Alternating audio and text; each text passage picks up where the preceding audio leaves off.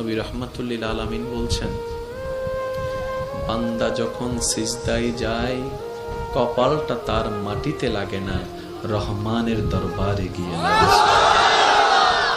আফসোস আমাদের জন্য সেই সিজদাকে না বুঝার কারণে। আপনাদের মসজিদেও হয়তো অনেকবার আপনারা লক্ষ্য করেছেন, রুকুতে না হয় সিজদাতে না হয় বৈঠকে ইমাম যদি কোনো রকম একটু দেরি করে, 5-10 সেকেন্ড যদি একটু সালাম ফিরাতে দেরি করে কিংবা উঠতে দেরি করে, পিছন থেকে একটা কাশি নামক মিসকল চলে আসে। কাশি নামক মিসকল চলে আসে, ও ভাই তুই কাশলি কেন, তোর কি জক্কা হয়েছে? বলে যে না, ঠান্ডা লেগেছে। না তো কাশলি কেন?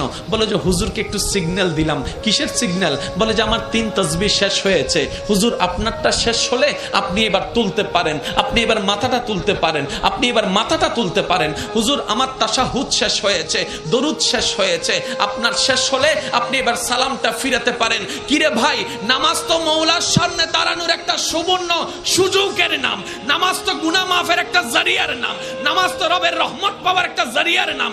এখানে এসে তুই তাড়াতাড়ি করছিস কেন? বলে যে আফসোস, আমি নামাজটা জেনেছি, বুঝার মতো বুঝতে পারিনি। জেনেছে তারা শুধু সপ্তাহে জুমার দিন যায়, আজকে যেমন গিয়েছে 2 রাকাতের জন্য। আর যারা নামাজ বুঝতে পেরেছে তারা তো 5 ওয়াক্ত পড়ে পড়ে হাজার ব্যস্ততার মধ্যে রাতের ঘুমটাকে হারাম করে গভীর রাতে তাহাজ্জুদ নামাজে দাঁড়াইয়া যায়। কাউকে টেনে মসজিদে আনা যায় না। ওরা হচ্ছে জান্নেওয়ালা, আমার মতো আপনার মতো।